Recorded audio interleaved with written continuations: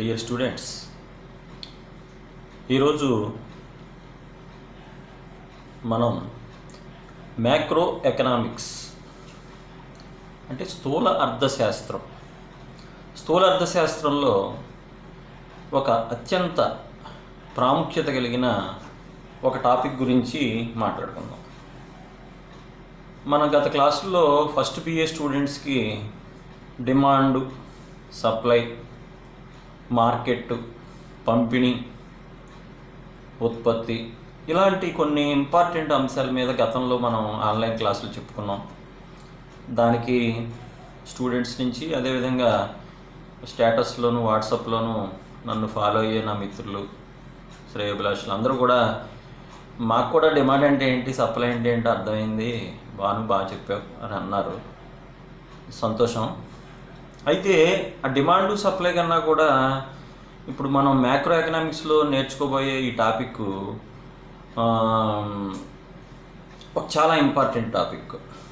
Plus మీరు గత 15 నెలలు, ముఖ్యంగా ఈ కరోనా వచ్చినప్పటి నుంచి కూడా మనల్ని కరోనా కన్నా ఎక్కువగా భయపడే అంశం ఒకటి ఉంది అని ఆర్థికవేత్తలు కానీ, రాజకీయ నాయకులు కానీ, ప్రతిపక్ష నాయకులు కానీ భయపెడుతున్న ఒక ప్రత్యేకమైన అంశం ఆర్థిక మాంద్యం.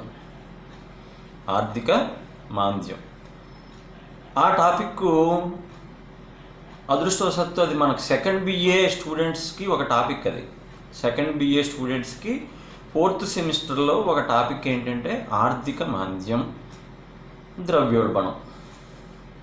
ఈ 2 టాపిక్స్ చాలా మోస్ట్ ఇంపార్టెంట్. నేను ఎప్పటి నుంచో మామూలుగా కూడా చాలామందికి ఈ విషయం మీద మామూలుగా వాకింగ్లో కానీ, బయట ఎక్కడైనా బస్సులు వెళ్ళినప్పుడు లేదా ఏదైనా కలిసినప్పుడు వీటి గురించి కొంచెం విపులీకరించి చెప్తూ ఉంటాను. ఎందుకంటే ఇవి చాలా ఎకనామిక్స్లో అందరూ డిమాండ్ సప్లై కదా అనుకుంటుంటారు. కానీ ఎకనామిక్స్ అంటే డిమాండ్ సప్లై కాదు. ఎకనామిక్స్ అంటే ద్రవ్యోల్బణం, ఆర్థిక మాంద్యం కూడా ఎకనామిక్స్ కిందకే వస్తాయి. అందుకని ఈ రోజున నాకు సెకండ్ బిఏ స్టూడెంట్స్ అందరూ కూడా అలర్ట్గా ఉండండి. చివరిలో ప్రశ్నలు ఎదురు కానీ, అదేవిధంగా నా ఫ్రెండ్స్ వీళ్ళందరూ కూడా ఈ వీడియో చూసిన తర్వాత యూట్యూబ్లో వస్తుంది. చూసిన తర్వాత మీకు కూడా కొంత అవగాహన, అంటే పేపర్లో ఈ ఆర్థిక మాంద్యం అని చదువుతారు, పేపర్ తిరిగేసేస్తారు చాలామంది. అంటే కొంచెం దీని మీద అవగాహన ఉన్నవాళ్ళు, బ్యాంక్ ఎంప్లాయీస్ ఇలాంటి వాళ్ళకి తెలుస్తుంది. కానీ సామాన్య మానవుడికి అసలు ఆర్థిక మాంద్యం అంటే ఏంటి కరోనా కన్నా అది భయంకరంగా ఉంటుందంట అని నాకు ఈ మధ్య అడుగుతున్నారు కొంతమంది. అయితే అదృష్టవశాత్తు నాకేంటంటే ఇప్పుడు సెకండ్ బిఏ వాళ్ళకి క్లాస్ చెప్పాలి. దాంతోపాటు మిగతా వాళ్ళందరికీ కూడా ఈ ఆర్థిక మాంద్యం అంటే ఏంటో నేను చెప్పడానికి ప్రయత్నం చేస్తాను. అది పదం అర్థమవుతుంది కదండి మీకు. ఆర్థిక మాంద్యం కింద యావత్తు ఆర్థిక మాంద్యం తెలుగులో. ఇంగ్లీష్లో అయితే దీన్ని డిఫ్లేషన్ అంటారు. డిఫ్లేషన్. ఇది తెలుసుకునే ముందు అసలు ఆర్థిక మాంద్యం అంటే ఏంటి తెలుసుకునే ముందు మ్యాక్రో ఎకనామిక్స్కి మైక్రో ఎకనామిక్స్కి తేడా ఏంటో ఒకసారి చెప్తాను నీకు. మామూలు అందరికీ తెలుసు కూడా, స్టూడెంట్స్కి తెలుసు. మైక్రో అంటే సూక్ష్మ అండి, అది చెప్పాం. వినియోగదారులు, ఉత్పత్తిదారులు ఉంటారు, జెండర్ ఉండదని గత క్లాస్లో చెప్పుకున్నాం మనం. మ్యాక్రో అనేటప్పటికీ ఇక్కడ జెండరు అలాంటివి ఏమీ కాదు. మ్యాక్రో అంటే ఏంటి అంటే ఒక దేశం, ఒక సమాజం, ఒక వ్యవస్థలో ఎటువంటి అభివృద్ధి రావాలి అంటే డెవలప్మెంట్ కానీ, గ్రోత్ కానీ ఇవన్నీ ఎలా వస్తాయి, ఆ గ్రోత్ని ఎలా కొలుస్తారు, జీడిపి అంటే ఏంటి, నేషనల్ ఇన్కమ్ అంటే ఏంటి, ఇలాంటి అంటే నేషనల్ అంటే దేశం, జాతీయ ఆదాయం అంటే ఏంటి, జాతీయ ఉత్పత్తి అంటే ఏంటి, అంటే మొత్తం అంటే ఇక్కడ వ్యక్తులను చూడరు, వినియోగదారుని, ఉత్పత్తిదారుని విడివిడిగా చూడడం ఇలాంటి కార్యక్రమాలు ఇక్కడ ఉండవు. దేశం మొత్తాన్ని మనం పరిశీలిస్తాం. అందుకే కీన్స్ మ్యాక్రో ఎకనామిక్స్కి ఆద్యుడు అనేవాడు ఎవరు అన్నారంటే, నాకు అత్యంత ఇష్టమైన ఫేవరెట్ ఎకానమిస్ట్, ఇష్టమైన నేను చదువుకున్నప్పటి నుంచి జాన్ మెనార్డ్ కీన్స్. సింపుల్గా ఆయన మనం జేఎం కీన్స్ అంటాం. J M Keynes. అతన్ని అర్థశాస్త్ర ఆకాశంలో ధృవతార అని పిలుస్తారు.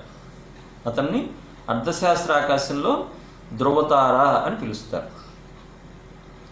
ఎందుకు అలా పిలుస్తారు అంటే నేను చెప్పబోయే ఒక 20 నిమిషాల పాఠంలో మీకు అర్థమవుతుంది. ఎందుకు అర్థశాస్త్ర ఆకాశంలో కీన్స్ ఒక్కడనే ధృవతారంటారు, ఇంకా చాలామంది మార్షల్ వీళ్ళందరూ ఉన్నారు కదా ఎందుకు అనరు. ఎప్పుడైనా మీరు గుర్తుపెట్టుకోండి, అర్థశాస్త్రమైనా, ఫిజిక్స్ అయినా, ఇంకో శాస్త్రమైనా, ఏ శాస్త్రమైనా కూడా థియరమ్స్ చెప్పడం వేరు. కానీ ఒక సమస్యని సాల్వ్ చేయడానికి పాఠం చెప్పడం అనేది, కొత్త థీరీస్ అనేది సృష్టించడం అనేది చాలా గొప్ప అంశం. అది ఏదైనా ఒక ప్రాబ్లం వచ్చింది, ఆ ప్రాబ్లం సాల్వ్ చేయడానికి మనం ఎటువంటి ఫాలో అవ్వాలి సిద్ధాంతాలని చెప్పిన వాడు కీన్స్. అది అలా ఉంచితే అసలు ఆర్థిక మాన్యం లేదా ద్రవ్యోల్బణం ఈ రెండు అంశాల గురించి ఎక్కువ మాట్లాడదాం మనం. ఎందుకంటే చాలా మ్యాక్రో అంటే చాలా వ్యాస్ట్ అండి, అది దేశం ప్రపంచం అంతా వస్తుంది అందులోకి. కీన్స్ దేశాన్ని మీకు ఎలా ఎడగొట్టాడంటే y=c+i+g+x అంటాడు. కీన్స్ ఏమంటాడండి మ్యాక్రో ఎకనామిక్స్లో, ఒక దేశం అంటే ఏంటి అంటే y=c+i+g+x. సింపుల్గా నేను వాటి గురించి చెప్తాను. వై అంటే ఒక దేశం యొక్క ఆదాయం, అంటే జాతీయ ఆదాయం. జాతీయ ఆదాయాన్ని మనం ఎలాగా చూస్తాం అంటే దేశాన్ని 4 భాగాలుగా విభజించి చూస్తాం. మొట్టమొదటిది ఏమన్నాడు, సి అంటే సి అంటే కన్జ్యూమర్స్. సి అంటే కన్జ్యూమర్స్ అంటే తెలుగులో వినియోగదారులు. ప్లస్ ఐ అంటే ఇన్వెస్ట్మెంట్ అంటే ఇన్వెస్టర్స్ అంటే పెట్టుబడిదారులు. అంటే చూడండి కీన్స్ ఎందుకు గొప్పపడాడంటే ఒక దేశాన్ని అతను అలా 2 భాగాలు, ఈ భాగాలన్నీ మైక్రోలో కూడా ఉన్నాయి కదండి, 2 ఉన్నాయి కదండి, అక్కడ వినియోగదారుడు ఉత్పత్తిదారుడు కూడా ఉన్నారంటే కరెక్టే. అంటే మైక్రోలో దేశాన్ని ప్రపంచాన్ని 2 స్తంభాల మీద నిలబెట్టారు. 2 స్తంభాల మీద పందిరి ఉండదు కదండి. అందుకు కీన్స్ వచ్చాక దాన్ని 4 భాగాలు అంటే 4 రాట్లు వేసి పందిరి వేసాడు బలంగా. అదే c+i+g+x. సి అంటే వినియోగదారులు, ఐ అంటే ఉత్పత్తిదారులు, జి అంటే గవర్నమెంట్ ప్రభుత్వం,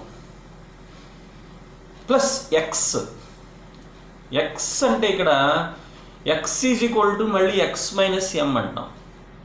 x - m. ఎక్స్ అంటే ఎక్స్పోర్ట్స్ అంటే తెలుసు కదండి, ఎగుమతులు, minus imports x - m. x అంటే ఎక్స్పోర్ట్స్ మైనస్ m అంటే imports, that is equal to x అంటాడు సింపుల్గా. అంటే ఎగుమతుల నుంచి దిగుమతులు చేసేస్తే ఎంత మిగిలింది, ఎంత ఎగుమతి చేసాం, ఎంత దిగుమతి చేసుకున్నాం, ఎంత మిగిలింది, అదో మిగులు ఆదాయం. అలాగే వినియోగదారులు 1 సంవత్సర కాలంలో ఎంత ఆదాయాన్ని సంపాదించారు అంటే తలసరి ఆదాయాలు. రెండోది ఉత్పత్తిదారులు లేదా పెట్టుబడిదారులు అంటే ఐ, వీళ్ళు ఎంత ఉత్పత్తి చేశారు, ఎంత ఆదాయాన్ని పెంచారు, సమాజంలో ఎంత సంపద పెంచారు, అది ఒక భాగం. మూడోది గవర్నమెంట్, బడ్జెట్లో ఎంత కేటాయించింది, ఎంత తెచ్చింది, ఎంత ఉత్పత్తి చేసింది, ఇతర దేశాల నుంచి ఎంత అప్పు తెచ్చింది, బడ్జెట్. అంటే ఈ 4 రంగాల ఆదాయాలు కలిపితే ఒక దేశం యొక్క జాతీయ ఆదాయం. ఏమండి సింపుల్గా మీరు అర్థం చేసి టెన్షన్ పడకూడదు. మ్యాక్రో కొంచెం మైక్రో అంత ఈజీగా ఉండదు, మ్యాక్రో కొంచెం జాగ్రత్తగా వినాలి పిల్లలు. సింపుల్గా నేను చెప్తున్నాను కదండి, ఒకే బాగా మీరు గుర్తుపెట్టుకోండి. మన ఆర్థిక మాన్యంలోకి వెళ్ళిపోవాలి, టైం అయిపోతుంది. y=c+i+g+x అంటే జాతీయ ఆదాయాన్ని మనం ఎలాగ గణిస్తాం. వినియోగదారుల ఆదాయం, ఉత్పత్తిదారుల ఆదాయం, ప్రభుత్వ ఆదాయం, విదేశీ వ్యాపార ఆదాయం, అంతే. ఈ 4 ఆదాయాలు కలిపితే ఒక దేశం యొక్క జాతీయ ఆదాయం. అర్థమైంది కదండి. ఇప్పుడు అమెరికాలో జాతీయ ఆదాయం వై ఎక్కువ కాబట్టి అది అమెరికా అభివృద్ధి చెందిన దేశం. భారతదేశంలో వై తక్కువ అంటే వినియోగదారులకు ఆదాయం తక్కువ, ఉత్పత్తిదారులకు ఆదాయం తక్కువ, ప్రభుత్వం దగ్గర ఆదాయం ఉండదు, లోటు బడ్జెట్ ఎప్పుడు. ఎక్స్పోర్ట్స్లో మనం చాలా పూరు, ఎప్పుడు ఇంపోర్ట్ చేసుకుంటూ ఉంటాం. కాబట్టి ఆటోమేటిక్గా భారతదేశం లాంటి దేశాలు, థర్డ్ వరల్డ్ కంట్రీస్ అన్నీ కూడా అభివృద్ధి చెందుతున్న దేశాలు. ఇక్కడ పేదరికం ఉంటుంది, అన్నీ ఉంటాయి. అది సింపుల్గా మ్యాక్రో అంటే పెద్ద పుస్తకమే ఇది, మీకు ఇందాక చూపించినట్టు. చాలామంది గొప్ప గొప్పవాడు ఎంఎల్ సేతు, ఎంఎల్ జింగానా, ఇప్పుడు నేను చెప్పే విషయాలన్నీ మీకు రెఫరెన్స్లు కావాలంటే ఎంఎల్ జింగానా, ఎంఎల్ సేతు, ఇలాంటి అగర్వాల్, ఇలాంటి బుక్స్ చాలా ఉన్నాయి, మీరు చదివితే చక్కగా అర్థమవుతుంది. కానీ మీకు సింప్లిఫై చేసి నేను కొంచెం తక్కువగా చేసి మీకు అర్థమయ్యేలాగా చెప్పడానికి ప్రయత్నం చేస్తున్నాను. అదండి మ్యాక్రో. అసలు ఎందుకు పుట్టింది మ్యాక్రో? మైక్రో ఎకనామిక్స్ సరిపోద్ది కదా, వినియోగదారుడు ఎలా ప్రవర్తిస్తాడు, ఉత్పత్తిదారుడు ఎలా ప్రవర్తిస్తాడని. అసలు ఎందుకు మ్యాక్రో పుట్టాల్సి వచ్చింది? ఎందుకు పుట్టాల్సి వచ్చింది అంటే అదే చెప్తున్నాను మీకు. ఏ సబ్జెక్ట్ అయినా ఎప్పుడు దానికి గొప్పతనం వస్తుందంటే ఏదైనా ఒక ప్రాబ్లమ్ని సాల్వ్ చేసినప్పుడు ఆ సబ్జెక్టుకి గొప్పతనం వస్తుంది. ఎకనామిక్స్ ఈనాడు ప్రపంచం అంతా కూడా అత్యంత ప్రాముఖ్యత సంతరించుకోవడానికి గల కారణం ఏంటంటే దట్ ఈజ్ మ్యాక్రో ఎకనామిక్స్. ఇది ప్రాబ్లమ్ని సాల్వ్ చేస్తుంది. అంటే ప్రాబ్లమ్స్ ఏంటండి అసలు అని ప్రాబ్లం మీరు అనుకోవచ్చు. ఒక దేశంలో ప్రపంచంలో ఏర్పడే ఆర్థిక సమస్యలు రెండు. ఒకటి ద్రవ్యోల్బణం, రెండోది ఆర్థిక మాంద్యం. గుర్తుపెట్టుకోండి. ఇంకంతకన్నా ఏమి లేవండి సమస్యలు. మీకు రకరకాలు చెప్తారు, విద్యుత్ సమస్య, ఇదిగో టీవీలో రోజు విద్యుత్ సమస్యలు అంటున్నాడు, లేదా ఏదో రోడ్ల సమస్య, మద్యం సమస్య, కరోనా, బోల్డ్ సమస్యలు ఉంటాయి. అవి ఏ సమస్యలు ఈ ప్రపంచాన్ని, ఈ దేశాన్ని ఏం చేయలేవు. ప్రపంచాన్ని తల్లకిందులు చేసే సమస్యలు రెండు. ఆకలి చావులు, ఏమన్నా రావాలి, లేకపోతే సర్వనాశనం అయిపోవాలి సమాజం, ఒకరినొకరు కొట్టుకోవాలి, తినాలి, యుద్ధం అయిపోవాలి, లేకపోతే ఇవన్నీ ఎందుకంటే అండి రెండు ఆర్థిక సమస్యలు. ఒకటి ద్రవ్యోల్బణం, రెండోది ఆర్థిక మాంద్యం. సమస్యలు అంటే పేదరికం అంటారు, జనాభా అంటారు, నిరుద్యోగిత అంటారు. ఈ సమస్యల గురించి కాదండి. ఇవన్నీ ఎందులోంచి పుట్టుకొస్తాయంటే రెండు సమస్యలు. ఒకటి ద్రవ్యోల్బణం, గుర్తుపెట్టుకోండి, ఇన్ఫ్లేషన్ అంటాం. అది ద్రవ్యోల్బణం అంటే ఇంగ్లీష్లో ఇన్ఫ్లేషన్. రెండోది ఏం చెప్తున్నాను మీకు, ఆర్థిక మాంద్యం. మీరు రోజు పేపర్లో చూస్తున్నారు, ఆర్థిక మాంద్యం రాబోతుంది, వచ్చేసింది, కొన్ని దేశాల్లో వచ్చేస్తుంది అని భయపెడుతున్నారు అందరూ మనల్ని. ఏంటి, what is meaning of deflation? అసలు ఆర్థిక మాంద్యం అంటే ఏంటి అని తెలుసుకోవాలంటే ముందు మనం ద్రవ్యోల్బణం అంటే ఏంటో తెలుసుకోవాలి. నేను క్లాస్లో పాఠం చెప్పేటప్పుడు రెండింటికి నేను ఎప్పుడూ ఒక ఉదాహరణ చెప్తూ ఉంటాను, పిల్లలు నవ్వుకుంటుంటారు. ద్రవ్యోల్బణం అంటే క్యాన్సర్ లాంటిది, ఆర్థిక మాంద్యం అంటే ఎయిడ్స్ లాంటిది అని చెప్తాను నేను. అంటే నాకు అలా అనిపిస్తుంది విశ్లేషణలో, అంటే చదవడం బట్టి ఎక్కువగా. అంటే ద్రవ్యోల్బణం క్యాన్సర్ లాంటిదని ఎందుకంటామంటే, క్యాన్సర్కి ఇప్పుడు కీమోథెరపీ అని ఇలాంటి రకరకాలు వచ్చినాయి మెడిసిన్స్, అవి అంటే జబ్బు నయమవుతుంది కొంతమందికి. అంటే ద్రవ్యోల్బణాన్ని అరికట్టచ్చు ప్రభుత్వాలు కష్టపడితే. కానీ ఆర్థిక మాంద్యం ఎయిడ్స్ లాంటిది. ఎయిడ్స్కి ఇప్పుడు ఎయిడ్స్ అని మార్చేస్తానండి. నెక్స్ట్ నేను కాలేజీ తీసాక పాఠం చెప్పేటప్పుడు ఎయిడ్స్ తీసేసి కరోనా లాంటిది అని చెప్తాను. ఎందుకంటే ఎయిడ్స్ కన్నా భయంకరం అయిపోయింది. కరోనాకి మందు లేదు కదండి, మందు లేదు.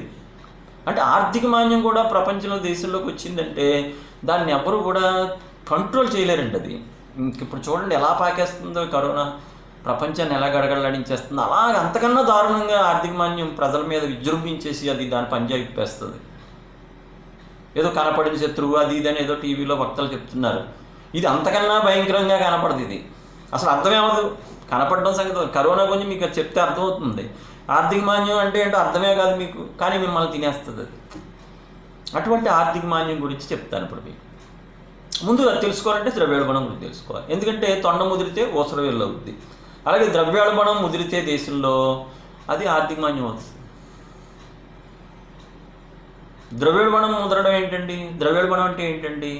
ద్రవ్యోల్బణం అంటే ధరలు పెరగడం, అందరికీ తెలుసు. అది మామూలు చదువుకున్న వాళ్ళకి కూడా ద్రవ్యోల్బణం అంటే ఏంటంటే, ఇన్ఫ్లేషన్ అంటే ఏంటంటే మనం ఏం చెప్తాం, ధరలు పెరగడం, అంతేనండి. ధరలు పెరగడాన్నే ద్రవ్యోల్బణం అంటాం మామూలుగా. కానీ అది కాదు, నిరంతరాయంగా ధరలు పెరగడాన్ని ద్రవ్యోల్బణం అంటాం. నిరంతరాయంగా ధరలు పెరగడాన్ని ద్రవ్యోల్బణం అంటాం. ఏంటి ద్రవ్యోల్బణం? ధరలు పెరిగినాయి. ఎందుకు పెరుగుతాయి ధరలు చెప్పండి? ఎందుకు పెరుగుతాయి ధరలు అంటే, ప్రజల దగ్గర కొనుగోలు శక్తి ఎక్కువగా ఉండి వస్తువులు తక్కువగా ఉంటే ద్రవ్యోల్బణం వస్తుంది. అంతే కదా, మన దగ్గర డబ్బులు ఎక్కువైపోయినాయి, మనం ఎంతైనా పెట్టుకునేటానికి సిద్ధంగా ఉన్నాం. అంటే చికెన్ 400 అయిపోద్ది, మటన్ 1000 రూపాయలు అయిపోద్ది. నువ్వు కొనగలుగుతున్నావు అంటే నీ జేబులో డబ్బులు ఉన్నాయి. జీతాలు పెరిగినాయి, వేతనాలు పెరిగినాయి, కూలీలు పెరిగినాయి. అప్పుడు ఏమవుతుందంటే ప్రజల దగ్గర డబ్బు వచ్చేస్తుంది. లేదా సంక్షేమ పథకాలు, డబ్బు ప్రజల్లోకి వచ్చేసింది, బ్యాంకులు లోన్లు ఇచ్చేస్తున్నాయి, డబ్బు ప్రజల్లో ఉంది విపరీతంగా. అప్పుడు ఏమవుతుందండి, వస్తువులు మన దేశంలోనే కాదు ప్రతి చోట వస్తువులు ఎప్పుడు కొరతగానే ఉంటాయి. ఎందుకంటే వస్తువులు తయారవ్వాలంటే టైం పడుతుంది, చాలా కష్టం, అది ఇన్వెస్టర్స్ కావాలి. కాబట్టి వస్తువులు తక్కువగా ఉంటాయి, ప్రజల దగ్గర డబ్బులు ఎక్కువగా ఉంటే వచ్చేదే ద్రవ్యోల్బణం. అది బాగా గుర్తుపెట్టుకోండి. మరి భారతదేశంలో ద్రవ్యోల్బణం ఉందా అండి, ఆర్థిక మాంద్యం ఉందా అంటే అది $1 మిలియన్ క్వశ్చన్ అంటారు కదా, అలాంటి క్వశ్చన్ అది.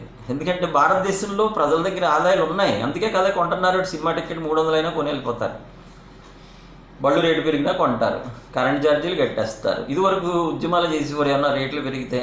కానీ ఇప్పుడు ఎవరు కనీసం జెండా పట్టుకుని బయటకు వస్తున్నారంటే రావట్లేదు. అంటే ప్రజల దగ్గర ఆదాయాలు ఉన్నాయి, కట్టేస్తున్నారు, సెలరు మామూలు నెట్ వేయించుకుంటాకే 1500 అంటే ఏం చేసుకుంటున్నారు, అందుకనే ఒక 100 రూపాయలు ఏదో పెరిగింది గడి గుడ్డు ఎవరికి కావాలి, దానికి తగ్గ ఆదాయాలు వచ్చేస్తున్నాయి కాబట్టి ద్రవ్యోల్బణం అనుకుంటాం. కానీ ఈ ద్రవ్యోల్బణం ఇండియాలో కూడా ఇప్పుడు చాలా చోట్ల స్టార్ట్ అయిపోయింది, ఇప్పుడు అది మన దేశానికి కూడా వస్తుంది. అసలు ద్రవ్యోల్బణం అంటే అర్థమైంది కదండి మీకు. మరి ఆర్థిక మాన్యం అంటే ఏంటంటే మాస్టర్ మీకు డౌట్ రావచ్చు, మామూలు నా ఫ్రెండ్స్ కూడా వినండి. ఆర్థిక మాన్యం అంటే ఏంటి అంటే డిఫ్లేషన్ అండి. దానికి అర్థమవుతుంది కదా మీకు, ఇన్ఫ్లేషన్ డిఫ్లేషన్ అంటే ద్రవ్యోల్బణానికి పూర్తిగా వ్యతిరేకమైంది ఆర్థిక మాన్యం, డిఫ్లేషన్.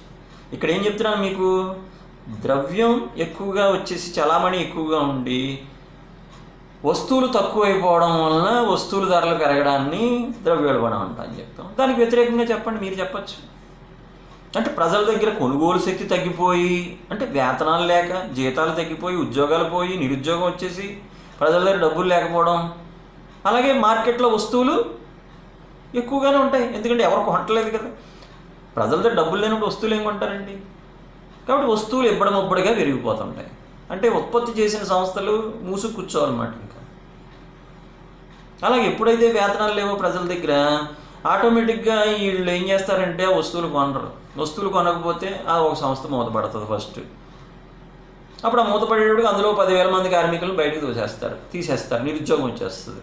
ఈ 10,000 మంది వస్తారు, వాళ్ళ దగ్గర కొనుగోలు శక్తి ఉండదు, వాళ్ళు వస్తువులు కొనరు, మళ్ళీ ఇంకొక పరిశ్రమ మూసేస్తారు. అలాగా ఒక చోట స్టార్ట్ అయిన ఈ ఆర్థిక మాన్యం ప్రపంచాన్ని గిరగిరగిరగిర తిప్పేస్తుంది. దట్ ఈజ్ ఆర్థిక మాన్యం సింపుల్గా.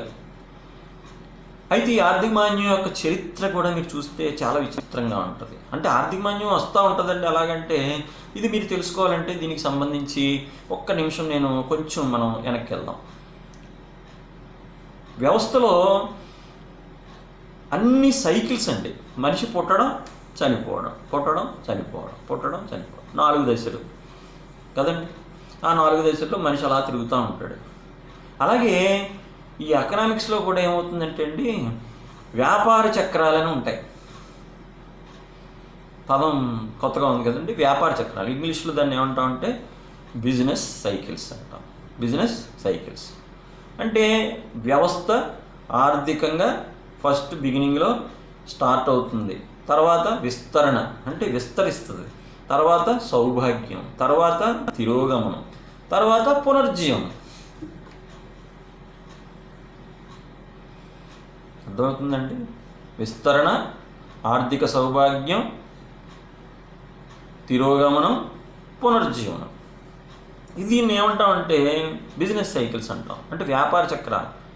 అంటే మీకు చివరిది ఏంటి, పునర్జీవనం అంటున్నా చూసారండి. అంటే మీరు భయపడాల్సిన అవసరం లేదు. మాస్టర్ ఏదో భయపెట్టేస్తున్నారు, మన అందరినీ ఏమైపోతాం ఏంటో, కరోనా కన్నా భయంకరం అంటున్నారు అని భయపడకండి. భయంకరమైందే కానీ సైకిల్ ఇది. అంటే వస్తుంది పోతుంది. పోవటం అంటే ఎకనామిక్స్ ఈజ్ ఏ ప్రాసెస్ అంటాం. అంటే ఎకనామిక్స్ ఎప్పుడు పలానాది వచ్చింది, ఎప్పుడు పలానా వెళ్ళిందని తెలియదు మనకి. వస్తుంది. ఎన్ని సంవత్సరాలు ఉంటుంది మాస్టర్? ఎన్ని సంవత్సరాలు ఉండొచ్చు, మినిమం 2 years, 2 సంవత్సరాల నుంచి 10 సంవత్సరాలు కూడా పట్టింది ఒక్కోసారి ఆర్థిక మాన్యం పోవడానికి. ఎప్పుడెప్పుడు వచ్చిందండి? ఎప్పుడెప్పుడంటే ఎప్పటి నుంచో ఉంది ఇది. 1920 నుంచి ఉంది. 1930లోనే మనకు తెలిసింది ఆర్థిక మాన్యం అనే పదం. అదే మన కీన్స్ పరిచయం చేశాడు. ఆర్థిక మాన్యం అనే పదాన్ని 1930sలోనే మనకు బయటకు వచ్చింది. 1930s అని ఎందుకంటున్నానంటే ఎకనామిక్స్లో ఏది ఒకసారి జరగదు, ప్రాసెస్. అంటే అది 1930 ప్రాంతం అన్నమాట 1930s అంటే. అంటే 1925లో జరగచ్చు, 26, 27, 28, 29, 30 ఎప్పుడైనా జరగచ్చు. ఎప్పుడు దాకా ఉంది? 31, 32, 33, 34, 40 లోపల పోవచ్చు. అంటే ఈ మధ్యకాలంలో, ఈ దశాబ్ద కాలంలో జరిగేది 1930sలో వచ్చిందన్నమాట. అంతకుముందు వచ్చిన ఈ ఆర్థిక మాన్యాలు అంతగా లెక్క తెలియదు అట్ల గురించి మనకి. 1930sలో వచ్చిన ఆర్థిక మాన్యం చాలా భయంకరమైందండి. అప్పటికి మనం పుట్టలేదు, కానీ స్వతంత్రం కూడా లేదు, మనకి రాలేదు. కానీ వ్యవస్థను చిన్నాభిన్నం చేసిన ఆర్థిక మాన్యం ఏది అంటే 1930sలో వచ్చినటువంటి ఆర్థిక మాన్యం. అప్పుడే పుట్టింది మ్యాక్రో ఎకనామిక్స్. అంటే ఆ ఆర్థిక మాన్యాన్ని ఎలా పారద్రోలాలి అని రకరకాల ఆర్థికవేత్తలు, రొసెస్టిన్ రోడాన్ ఏమండి, అలాగే జేబీ క్లార్క్, ఎడ్జ్వర్త్, పిగో ఇలాంటి అర్థశాస్త్రవేత్తలు రకరకాల సిద్ధాంతాలు చెప్పిన మ్యాక్రో అనేది పుట్టడం వరకు కూడా వాళ్ళ అన్ని సిద్ధాంతాలని అప్లై చేసినా కూడా ఆర్థిక మాంద్యాన్ని పారద్రోలడం జరగలేదు. కీన్స్ వచ్చిన తర్వాత అతను జనరల్ థియరీ అని ఒక పుస్తకాన్ని రాశాడండి. దాన్నే జనరల్ థియరీ అనే పుస్తకంలో నేను ఇందాక చెప్పినటువంటి సిద్ధాంతాన్ని చెప్పాడు. y=c+i+g+x. ఎందుకు పెట్టాడు అది అంటే ఆర్థిక మాంద్యం ఎలా పోవాలి అనడానికి ఆ సూత్రాన్ని పెట్టాడు. ముందు ఆర్థిక మాంద్యం అంటే ఏంటో తెలుసుకుంటే ఆ సూత్రం ఎలాగ ఆర్థిక మాంద్యాన్ని పారద్రోలిందో చెప్పుకోవచ్చు. ఏమండి, అయితే 1930s వచ్చినప్పుడు కీన్ సిద్ధాంతాలన్నీ అప్లై చేసి ఆర్థిక మాంద్యాన్ని మనం కీన్ సిద్ధాంతాలు అంటే అది ప్రాసెస్ చెప్తున్నాను కదండి, సిద్ధాంతాల వల్లే పోయింది అనలేము. అదొక ప్రవాహం. నెమ్మదిగా ఏమవుతుందంటే మళ్ళీ ఉద్యోగ కల్పన, తర్వాత మళ్ళీ తిరగడం, సంస్థలు తెరవడం, ఉద్యోగాలు మళ్ళీ రావడం. ఒక సంస్థ తెరిస్తే 100 ఉద్యోగాలు, ఇంకో 100 సంస్థలు తెరిచేస్తారన్నమాట. అటువంటి పరిస్థితి ఆర్థిక మాంద్యం పోవడానికి ఉపయోగం. అదే పునరుజ్జీవనం, ఇందాక చెప్పినటువంటి రివైవల్ అంటాం ఇంగ్లీష్లో. చాలా ఇంపార్టెంట్ అది పునరుజ్జీవనం. మనిషికి కూడా చాలా అవసరం. ఒక్కోసారి మనం డిప్రెషన్లోకి వెళ్ళిపోతాం రకరకాల ప్రాబ్లమ్స్ వల్ల. ఇప్పుడు కరోనా వల్ల డిప్రెషన్లో ఉన్నాం. మళ్ళీ రివైవల్ అవ్వాలి, మనం ఇప్పటికప్పుడు రీఛార్జ్ అవ్వాలి, రివైవల్ అవ్వాలి. అలాగే వ్యవస్థ కూడా రివైవల్ అవుతుంది, కంపల్సరీ అవుతుంది. అది సృష్టి అండి, అంతే మనిషిలాగే వ్యవస్థ. కాబట్టి ఇక్కడ మనకి ఆర్థిక మాంద్యం అనేది 1930s వచ్చినప్పుడు కీన్స్ ఈ సిద్ధాంతాన్ని చెప్పి, జనరల్ థియరీని చెప్పి, సార్వత్రిక, తెలుగులో చెప్పాలంటే దాని పేరు సార్వత్రిక సిద్ధాంతం. అంటే ఇంకా పూర్తి పేరు ఉంది దానికి. సింపుల్గా మన అందరికీ అర్థం అవడం కోసం జనరల్ థియరీ అని చెప్పేస్తాం. The general theory of production, income and employment, అది పుస్తకం పూర్తి పేరు. అది మనకి కాలేజీలో, లైబ్రరీలో చాలా బుక్స్ ఉన్నాయి దాని మీద. తెలుగులో ఉన్నాయి, ఇంగ్లీష్లో కూడా ఉన్నాయి. పిల్లలు రెఫరెన్స్లో చదువుకోవచ్చు. సింపుల్గా జనరల్ థియరీ అని ఉంటుందండి. అది సార్వత్రిక సిద్ధాంతం. కీన్స్ అనే గొప్ప రచయిత రాసిన ఎకానమిస్ట్ రాసినటువంటి పుస్తకం. ఇప్పుడు మీకు ఆర్థిక మాంద్యం గురించి బాగా అర్థమయ్యేలా చెప్తానని చెప్పి ఏదేదో చెప్తున్నాను అనుకుంటున్నారు. మీకు ఆర్థిక మాంద్యం గురించి ఇంక చెప్పేస్తాను, 5 నిమిషాలు అయిపోతుంది. ద్రవ్యోల్బణం గురించి చెప్పాం కదండి. ధరలు పెరిగిపోతాయి విపరీతంగా, ప్రజల దగ్గర డబ్బు ఎక్కువ ఉండడం వల్ల ఎంత డబ్బు అయినా పెట్టుకునేస్తారు కాబట్టి వస్తువులు తక్కువగా ఉంటాయి కాబట్టి ధరలు పెరిగిపోతూ ఉంటాయి. అది ద్రవ్యోల్బణం. అలా పెరిగి సంస్థలు మూతపడిపోతాయి, ఉద్యోగాలు పోతాయి, ఆదాయాలు పోతాయి, కొనుగోలు శక్తి పడిపోద్ది. ఆటోమేటిక్గా డిమాండ్, సార్వత్రిక డిమాండ్ లేదా సాపేక్ష డిమాండ్ అనేది పడిపోద్ది. ఆటోమేటిక్గా వ్యవస్థ కుప్పకూలిపోద్ది. దట్ ఈజ్ ఆర్థిక మాంద్యం అని కీన్స్ చెప్పాడు. అది మరి ఇప్పుడు ఎందుకు మేస్టారు వస్తుందంటే, ఇప్పుడు వస్తుంది ఆటోమేటిక్గా. 3 నెలల నుంచి మనం అన్నీ కూర్చున్నప్పుడు ఆటోమేటిక్గా వస్తుంది కదండి. సంస్థలన్నీ మూసేశారు, ప్రజల దగ్గర డబ్బులు లేవు.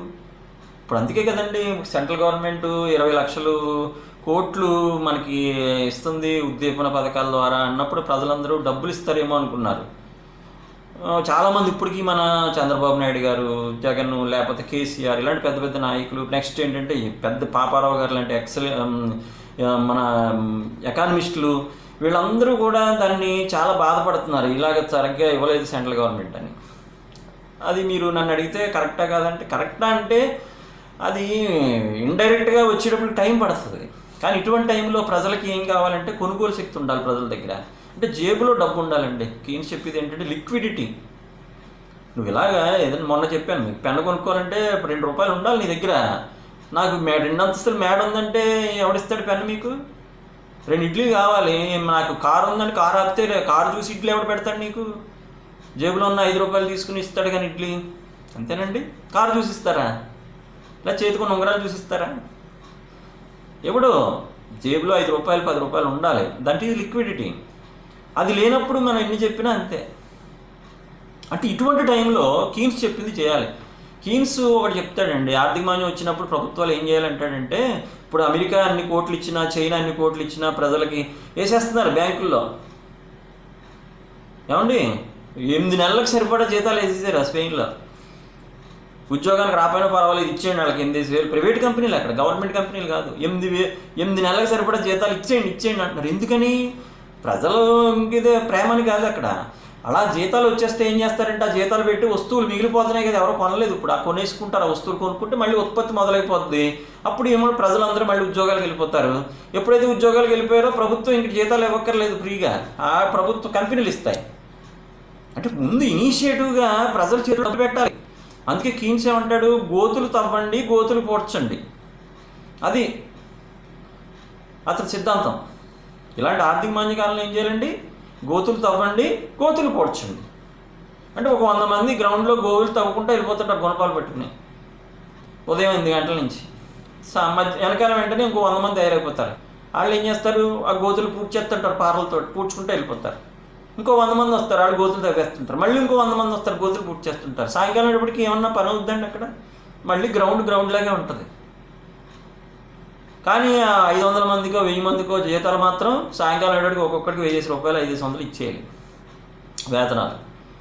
అదేంటి మాస్టర్, పని లేకుండా ఎందుకు ఇస్తామండి, ఉత్పత్తి ఉండాలి కదండి. ఉత్పత్తి ఉండకూడదు ఆర్థిక మాన్యంలో, అది తెలుసుకోవాల్సిందే.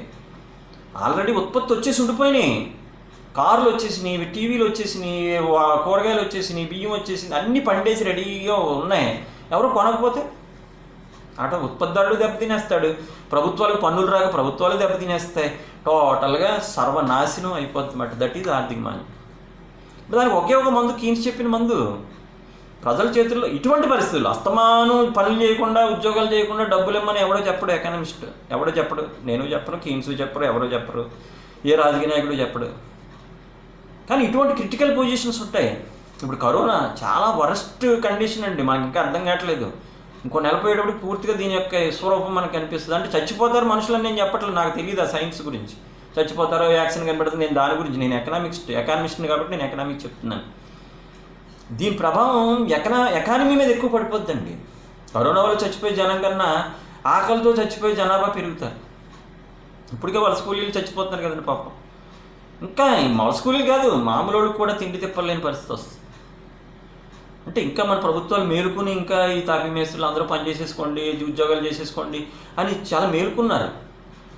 ఇంకా మేలుకోకుండా ఇంకా 2 నెలలు అలా పెట్టి కూర్చుంటే ఏమవుతుందంటే, ప్రజల ఆదాయాలు పడిపోయి తిండి తిప్పలేక ఇంకా సైకలాజికల్గా కూడా మనిషి డిప్రెషన్లో పోతారు.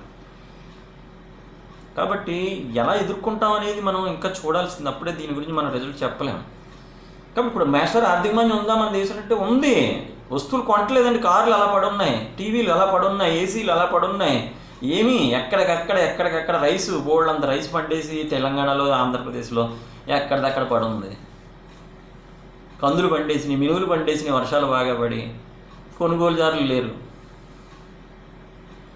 అర్థమైందండి. కాబట్టి అలాగా వస్తువులు వచ్చి మార్కెట్లో ఉండిపోతాయి, గోడౌన్లో ఉండిపోతాయి, కొనేవాడు ఉండడు. దాన్నే ఆర్థిక మాంద్యం అంటారు. అంటే ప్రజల్లో కొనుగోలు శక్తి పడిపోద్దండి. అటువంటి పరిస్థితుల్లో ఏం చేయాలి, కొన్నాళ్ల పాటు, అస్తమానం రోజు సంవత్సరాల తరబడి కాదండి, కొన్నాళ్ల పాటు ప్రజలకి ఫ్రీగా డబ్బులు ఇచ్చేయాలి. వస్తువులు ఇవ్వడం వల్ల ఉపయోగం ఉండదండి. ప్రభుత్వాలు సంచులతోటి అది పట్టుకొచ్చి ఏదో మీకు 5 కేజీలు బియ్యం ఈ కాదు, ఇచ్చేయటమే. ఇందులో మొహమాటం ఏమీ లేదు. ఎందుకు ఇస్తుంది అలా ఇచ్చేస్తే ఎలాగా అని ఎవడు అండు, ఏ ఎకనామిస్ట్ అండు. వేసేయటమే బ్యాంకులో 10,000, పేదోడు ఉన్నాడు, వేసేయటం 10,000, కొనుక్కో, నీకు కావాల్సింది కొనుక్కుంటారు వాళ్ళు వెళ్ళి, వాళ్ళకి కావాల్సినవి. అంతేగాని నేను బియ్యం వేస్తాను, కందిపప్పు ఇస్తాను, చింతపండు ఇస్తానంటే ఏం చేసుకుంటారు, రోజు చారు పెట్టుకుని.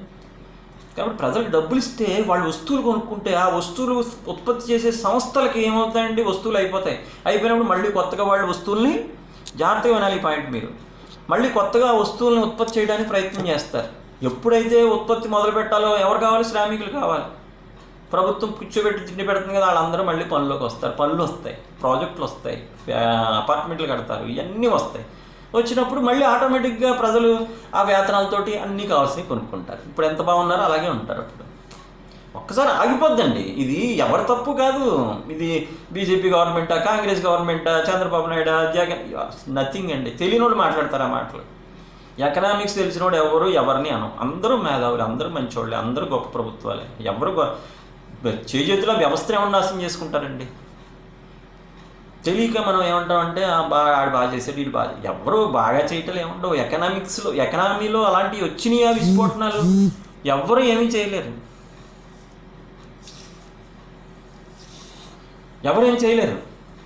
ఎందుకంటే అది ఎవరి తరం కాదు, ఒకసారి ఆగిపోద్ది మాట వ్యవస్థ. దానికి చక్కటి రెమెడీ చెప్పాడు ఎవరు, కీన్స్. గోతులు తవ్వండి, గోతులు పొడ్చండి. అదే ఇప్పుడు చేయమంటున్నారు. ఇప్పుడు అన్ని ప్రపంచం అంతా అదే చేస్తుంది. మీరు ఇవాళ పేపర్ చూసుంటారు. ఇవాళ పేపర్లో కూడా ఒక దేశం అయితే 100 లక్షల కోట్లు ఇచ్చేసింది. ఇంకో దేశం 30 లక్షల కోట్లు ఇచ్చేసింది. జపాన్ లాంటి దేశం కూడా 40 లక్షల కోట్లు ప్రజలకి అకౌంట్లో వేసేస్తుంది, డబ్బు పంచేస్తుంది అన్నమాట. డబ్బు ఎందుకు? అక్కడ కార్లు కొనాలి, అక్కడ బోల్డంత ఉత్పత్తి వచ్చేసింది. జపాన్ అంటే పని కదా, వర్క్ ఈజ్ వర్షిప్ వాళ్ళకి. China work is worship. కాబట్టి వాళ్ళు వస్తువులు వచ్చేసిన ఆ వస్తువులన్నీ కొనాలి. ఎలా కొంటారు చెప్పండి? కాబట్టి ఆర్థిక మాంద్యం అనేది వచ్చింది అంటే ప్రపంచాన్ని తల్లకిందులు చేసేస్తుంది. అది ఆల్రెడీ కొన్ని దేశాల్లో వచ్చేసింది, మన దేశం కూడా ఉన్నట్టే లెక్క. వస్తుంది, వచ్చేస్తుంది ఒక దేశం నుంచి ఒక దేశానికి. ఎందుకంటే ఇప్పుడు ఇంటర్నేషనల్ ట్రేడ్ అంటే అంతర్జాతీయ వ్యాపారం ఎప్పుడైతే వచ్చేసిందో అది ఒక దేశం నుంచి ఒక దేశానికి వచ్చేస్తుంది. 1930లో వచ్చిందని చెప్పాను, అది ఇంగ్లాండ్లో వచ్చిందండి, ఇక్కడ రాలేదు. అది ఇంగ్లాండ్లో ఎందుకు వచ్చింది? అంతకుముందు 1920sలో పారిశ్రామిక విప్లవం వచ్చింది మనకి, ఇండస్ట్రియల్ రెవల్యూషన్. ఆ పారిశ్రామికలో రావడం వలన అది వస్తువులు అక్కడ విపరీతంగా పెరిగిపోయినాయి. మిషన్లు వచ్చేసినాయి, మనుషులు చేసేదేమో 10 చేయగలరు రోజుకి, మిషన్లు ఏమో 1000 చేసేసినాయి. ఆ వస్తువులన్నీ ఏం చేయలేదో తెలుసు కదా, ప్రపంచం అంతా అమ్మేశారు. ఆడే కదా పరిపాలన అప్పుడు అంతా, ప్రపంచం అంతా, ఇండియా అన్ని చోట్ల ప్రపంచం అంతా పంపించేటప్పటికి ఏమైంది? ఇక్కడ ఉత్పత్తులన్నీ ఎక్కువైపోయినాయి, ఆ ఉత్పత్తులు వచ్చేసినాయి. ఆడ దేశంలో ఆడ ఉత్పత్తులు ఎక్కువైపోయినాయి, ఇంకా కొనేవాడు తక్కువైపోయారు, పనులు లేవు, మన సంస్థలన్నీ మూతపడిపోయినాయి. ఎక్కడికక్కడ నిరుద్యోగం, ఆర్థిక మాంద్యం, కొనుగోలు శక్తి లేకపోవడం. అది మాట ఆర్థిక మాంద్యం అంటే. వస్తువులు పెరిగిపోతాయండి, కొనేవాడు ఉండడు, డబ్బులు అయ్యి. మరి ఏం చేయాలి? ప్రజాస్వామ్య ప్రభుత్వాలు ప్రజలకి ఇవ్వాల్సిందే అండి డబ్బులు. ప్రజాస్వామ్యమైనా కమ్యూనిజం అయినా సరే కొన్నాళ్ళు ఇవ్వాలి. నువ్వు బలంగా ఉన్నావు కదా, బాడీ బిల్డర్ లాగా, నేను ఇవ్వను. నువ్వు కష్టపడంటే ఏం కష్టపడతాడు? కష్టపడతాడు పాపం. ఆడు ఏదో పని చేస్తాడు, పెయింటింగ్ వేస్తాడు, ఏదో ఒకటి మిషనరీలు పని చేస్తాడు, ఆటో నడుపుతాడు, ఏ పని అని చెప్తాడు, చేస్తాడు. ఏది పని దాడికి? ఆర్థిక మాంద్యం వస్తే ఏ పని ఉండదు. ఆటో ఎక్కడ ఎవడవు, డబ్బులు ఉండవు జేబులో, నడిచి వెళ్ళిపోతాడు. అప్పుడు ఆటో డ్రైవర్ జీవితం ఏంటి చెప్పండి? ఆడు ఎలా కడతాడు ఈఎంఐ? ప్రతిదీనండి ఇలా చెప్పుకుంటూ పోతే చాలా, చిన్న దాని నుంచి పెద్ద వరకు, చిన్న ఆటో డ్రైవర్ దగ్గర నుంచి, రిక్షా పుల్లర్ దగ్గర నుంచి, పెద్ద పెద్ద ఇండస్ట్రీస్లు కూడా ఎందుకు పనికి రాకుండా అయిపోద్దండి ఆర్థిక మాంద్యం. చుట్టేస్తుంది అన్నమాట. అది ఆర్థిక మాంద్యం అంటే. దాన్ని పారదోలడానికి మాస్టర్ ఏంటి రెమెడీ అని చెప్పేస్తాం కదండి. y = c + i + g + x. అంటే సి యొక్క డిమాండ్ని పెంచాలి, వినియోగదారు డిమాండ్ని పెంచాలి. రెండోది ఉత్పత్తిదారుడి యొక్క డిమాండ్ పెంచాలి. మూడోది ప్రభుత్వం యొక్క డిమాండ్ పెంచాలి. నాలుగోది ఉత్పత్తిని మనం ఎక్స్పోర్ట్ చేసుకోవడానికి కావాల్సిన వస్తువుల డిమాండ్ని పెంచాలి. ఈ 4 డిమాండ్లు కలిపి కీన్స్ ఏమంటాడంటే సార్థక డిమాండ్ అంటాడు, అంటే సమిష్టి డిమాండ్ అంటాడు. సమిష్టి డిమాండ్ అటు సమిష్టి సప్లై, అంటే వస్తువులు వచ్చినాయి. ఈ సమిష్టి డిమాండ్ సమిష్టి సప్లై ఎక్కడైతే కలుస్తాయో అక్కడ వచ్చేదే సార్థక డిమాండ్.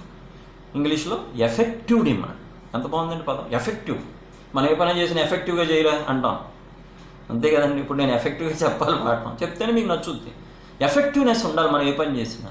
ఒక రాసాం కవిత, ఎఫెక్టివ్గా ఉండాలి. ఒక సినిమా తీసాడు, త్రివిక్రమ్ సినిమాస్ ఎందుకు ఎఫెక్టివ్గా ఉంటాయి? డైలాగ్స్ వల్ల ఎఫెక్టివ్గా ఉంటాయి. మంచి కథ ఎలా డొక్కు పాత కాపీ కొట్టేసిన డైలాగ్స్ వల్ల మనకి ఒకసారి మనసు గదిలి మనం సినిమా చూస్తాం.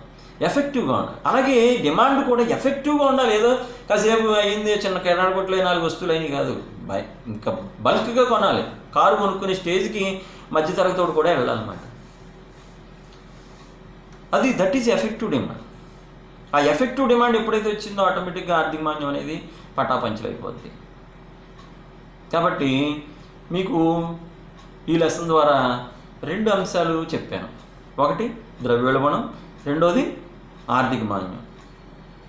ద్రవ్యోల్బణం అంటే మళ్ళీ ఒకసారి రివ్యూ చిన్నది. ద్రవ్యోల్బణం అంటే ప్రజల్లో ఆదాయం ఎక్కువైపోతాయి, అంటే జీతాలు పెరిగిపోవడం, కూలీలు పెరిగిపోవడం, డబ్బులు పెరిగిపోవడం, ప్రభుత్వ పథకాల ద్వారా డబ్బులు వచ్చేయడం, బ్యాంకులు లోన్లు ఇచ్చేయడం వల్ల డబ్బు విపరీతంగా ముప్పడిగా వచ్చేసి వస్తువులు ఎప్పుడు తక్కువగానే ఉంటాయి కదండి. ఆటోమేటిక్గా వస్తువులకి రేట్లు పెరిగిపోతాయి. అంటే ఎంత రేట్ అయినా కొనేసుకుంటాం. దానివల్ల రేట్లు పెరిగిపోవడమే ద్రవ్యోల్బణం, ధరలు పెరిగిపోవడం. అది కూడా నిరంతరాయంగా పెరిగిపోతుంటాయి. ఉల్లిపాయలు 10 రూపాయలు ఇప్పుడు అమ్ముతున్నారు 15 రూపాయలకి, అది 150 అయిపోయినా కొంటాం. అర్థమైందండి. కాబట్టి ఆర్థిక మాంద్యం అంటే, ద్రవ్యోల్బణం అంటే ఏంటి అంటే ధరలు విపరీతంగా పెరగడం, ప్రజల యొక్క ఆదాయాలు కూడా పెరిగి ప్రజల యొక్క కొనుగోలు శక్తి పెరిగిపోద్ది. ఆర్థిక మాంద్యం అంటే ప్రజల యొక్క కొనుగోలు శక్తి తగ్గిపోద్ది, ఉద్యోగ అవకాశాలు తగ్గిపోతాయి. కాబట్టి ప్రజలు వస్తువులు కొనలేని పరిస్థితి ఉంటాయి. వస్తువులు వచ్చేస్తాయి మార్కెట్లో, ఎప్పుడైతే కొనలేదో మార్కెట్లో ఉండిపోతాయి. వాటిని కొనడానికి కొనుగోలు శక్తిని క్రియేట్ చేయాలి. అది ఎవరు చేస్తారు? గవర్నమెంట్ చేయాలి. ప్రైవేట్ వాళ్ళు చేయలేరు. ప్రైవేట్ వాళ్ళు జీతాలు ఇచ్చేయమంటున్నారు, వీళ్ళు ఇచ్చేస్తారు. ఇట్టుండట్లు ఎక్కడి నుంచి ఇస్తారు? వాళ్ళ దగ్గర పాపం వాళ్ళకే లాభాలు ఉండవు. దట్ ఈజ్ ఆర్థిక మాన్యం. అర్థమైందండి? కాబట్టి మీకు సింపుల్గా అర్థం చేసుకునేది ఏంటి అంటే రెండు. ద్రవ్యోల్బణం అంటే ధరలు విపరీతంగా పెరగడం, ప్రజల దగ్గర ఆదాయాలు పెరిగిపోవడం. ఆర్థిక మాన్యం అంటే ప్రజల దగ్గర ఆదాయాలు తగ్గిపోవడం, ధరలు తగ్గిపోవడం, వస్తువులు ఎవరు కొనకపోవడం. దట్ ఈజ్ ఆర్థిక మాన్యం. మరి దీన్ని ఏం చేయాలంటే సంస్థలు తెరవాలి. సంస్థలు తెరవాలంటే ఉన్న వస్తువులు అమ్ముడవ్వాలి, అంటే డిమాండ్ క్రియేట్ అవ్వాలి. డిమాండ్ క్రియేట్ అవ్వాలంటే ప్రజల దగ్గర డబ్బు ఉండాలి. అది మాట సైక్లింగ్. ఇందాక చెప్పాను కదండి, అలా సైకిల్ అది. కాబట్టి ఆర్థిక మాన్యం అనేది ఒక విషవలయం. అది పేపర్లో మీరు రోజు చదువుతున్నారు, అర్థం అవ్వట్లేదు అనుకుంటా ఏమీ లేదు. ఇక్కడ ఆర్థిక మాన్యం అంటే ఇలా వస్తుంది. ఇది ప్రజల దగ్గర ఎప్పుడైతే కొనుగోలు శక్తి పడిపోయిందో, దాచుకున్న ఏదో తింటున్నాం 2 నెలల నుంచి 3 నెలల నుంచి, ఇలాగే కంటిన్యూ అయిపోయి పాప పేద ప్రజలు, ఉద్యోగస్తులు, చిన్న ఉద్యోగస్తులు, వీళ్ళందరి దగ్గర డబ్బులు లేకపోతే ఎవరో కొంచెం హైగా మిడిల్ క్లాసు లేదా డబ్బున్న వాళ్ళు ఎల్లో 4 వస్తువులు కొనుక్కుని మాత్రం వాళ్ళు పెద్ద డిమాండ్ చేయరు. మీకు తెలియదేమో, ఆహార ధాన్యాలు అవి ఎక్కువ కొనుగోలు చేయరాళ్ళు. ఎక్కువ డిమాండ్ ఎక్కడి నుంచి వస్తుందంటే పేద మధ్యతరగతి నుంచి వస్తుంది. వాళ్ళ దగ్గర ఆదాయాలు పడిపోతే ఉన్న వస్తువులు ఎవరు కొనరండి. కొనకపోతే మొత్తం నాశనం, సంస్థలు మూతపడిపోతాయి. అర్థమైందండి? కాబట్టి ఆర్థిక మాన్యం అనేది వచ్చింది, ఆల్రెడీ ఉంది దేశంలో, ప్రపంచం అంతా ఉంది, మనకి ఉంది. అందుకే ప్రపంచ దేశంలో అంతంత డబ్బు ఎందుకు ఇచ్చేస్తుందండి అని మీరు ఆశ్చర్యపోతుంటే ఆ పేపర్లో చూసి మా అబ్బాయి అడిగాడు ఇవాళ, ఎంత డబ్బు ఇచ్చేస్తుంది ఏంటంటే, చైనా ఎంత ఇచ్చేస్తుంది, ప్రజలకు ఎంత డబ్బు ఇచ్చేస్తుంది. ఎందుకు ఇచ్చేస్తుంది అంటే కొనుగోలు శక్తి పెరగాలండి. ఇండియాలో కూడా ఇమ్మనే కదా అందరూ అడిగారు. అడిగితే 20 లక్షల కోట్లు ఇచ్చారు. అయితే దాని వేరే టాపిక్, ఇంకో క్లాస్లో చెప్తాను. అది ఎందుకు మనకి ప్రజల్లో ఇలా వ్యతిరేకత వస్తుంది లేదా ఎందుకు విమర్శిస్తున్నారంటే అది వేరే టాపిక్, ఇంకోసారి మాట్లాడదాం. అయితే నేను చెప్తున్నాను కదండి, విమర్శించడం అంటే ఏంటి? ప్రజలకి పడాలి జేబులో. బ్యాంక్ నుంచి లోన్ తీసుకుని మళ్ళీ వడ్డీతో సహా కట్టు అంటే అసలే మూలిగా నక్క మీద తాటికాయ పడ్డట్టు అసలే అడుక్కు తింటున్నారు. ఇంకా మళ్ళీ నువ్వు లోన్ తీసుకో, కావాలితే అప్పులు కట్టుకో, డబ్బులు పెట్టాం బ్యాంకులో, నీ డబ్బులు అయ్యి అంటే మన డబ్బులు అంటే ఏంటి? నా జేబులోకి వచ్చినాయి మన డబ్బులు అంటే ఉచితం ఇచ్చేయాలి డబ్బులు, మళ్ళీ అడగకూడదు. ఇంకా వాళ్ళు కొనేసుకుంటారు. కొనేసుకోవడం అంటే ప్రభుత్వం ప్రేమతో ఏమంటలేదండి. కొనుక్కోవడం వల్ల ప్రభుత్వానికే మంచిది, దేశానికే మంచిది. ఎందుకంటే మూతపడిపోయిన సంస్థలన్నీ మళ్ళీ తెరుస్తారు ఆ వస్తువులు అయిపోతేనే. అప్పుడు ఈ డబ్బులు ఫ్రీగా ఇవ్వక్కర్లేదు. ఇంకా మళ్ళీ కార్మికులందరూ పనిలోకి వెళ్ళిపోతారు. వాళ్ళు నెల లేదా రోజుకో జీతం, వారానికో జీతం కంపెనీ వాళ్ళు ఇచ్చుకుంటారు. ఇంక ప్రభుత్వానికి అవకాశం, ఇంకేమీ బాధ ఉండదు. కొంచెం కదపాలి కదండి. బిగ్ పుష్ సిద్ధాంతం అని చెప్పాడు రొసెన్స్టీన్ రోడాన్. బిగ్ పుష్ అంటే బలమైన తోపు అని. బిగ్ పుష్ రొసెన్స్టీన్ రోడాన్ చెప్తాడు. అది రోడాన్ ఏం చెప్తాడంటే చిన్న తొయ్యాలి ఫస్ట్. ప్రభుత్వం ఒక తోపు తోసి వదిలేస్తే కొండ వేయించి అది వ్యవస్థ అలాగా డెవలప్ అయిపోతుంది. దానికి అదే మూవ్ అయిపోద్దండి. ఇప్పుడు ఒకసారి కారు ఆగిపోద్ది, ఏం చేస్తాం? 4 కుర్రోళ్ళు పిలిచి తోయిస్తే అదేమవుతుంది? స్టార్ట్ అవుద్ది, బ్యాటరీ ఛార్జింగ్ అయ్యి. అంతేనంటే సెల్ ఆగిపోయింది, మళ్ళీ ఛార్జింగ్ పెట్టుకుంటే అవుతుంది కదా. అలాగే